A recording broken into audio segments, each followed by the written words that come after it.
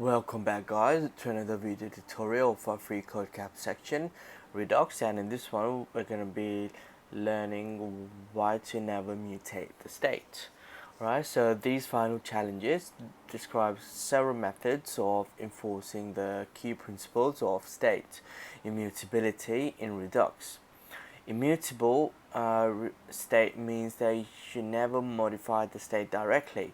Instead, you return a new copy of state.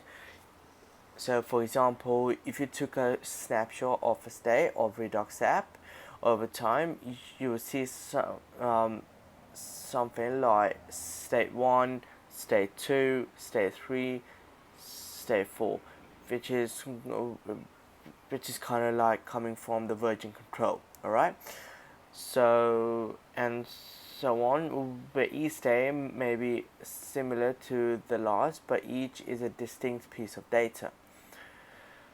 So this immutability in fact is what provides such features as time travel debugging that you may have heard about. Alright, so Redux does not actively enforce state immutability in its stores or reduces. That responsibility falls on the programmer. Fortunately, JavaScript provides several useful tools you can use to enforce the immutability of your state, whether it's a string, number, array, or an object. Note that strings and numbers are primitive values and are immutable by nature. In other words, free is always free. You cannot change the value of the number free. An array or object, however, is mutable. So in practice, your state will probably consist of an array or object, as these are useful data structures for representing many types of information. So in order to have a hands-on experience about this concept, as in why not to change the mutable,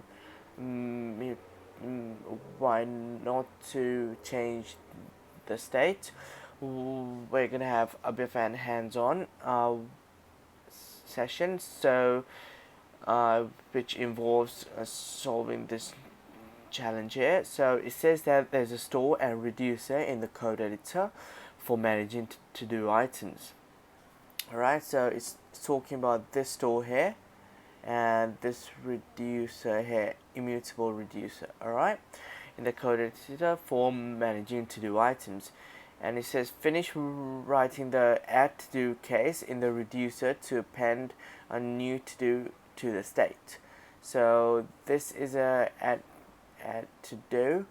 Alright, and we need to add our code here in order to add one of these items, these items in this add to do list. Alright, so it says that there are few ways to accomplish this with standard JavaScript or ES6, which is ECMAScript 6.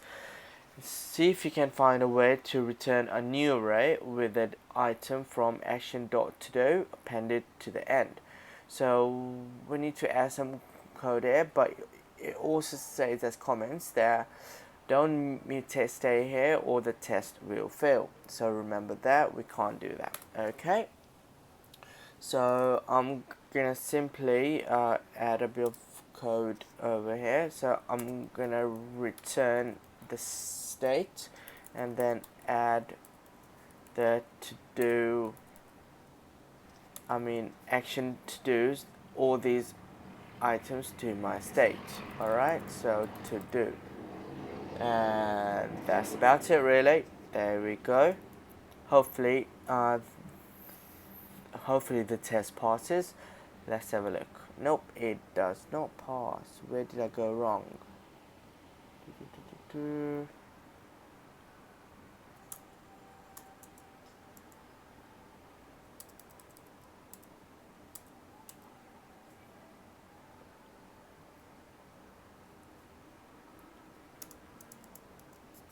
How about now? Will it pass now? I said contact. It should be concat. concat. Sorry about that. And it should pass now. Yay. Even honey badger cares.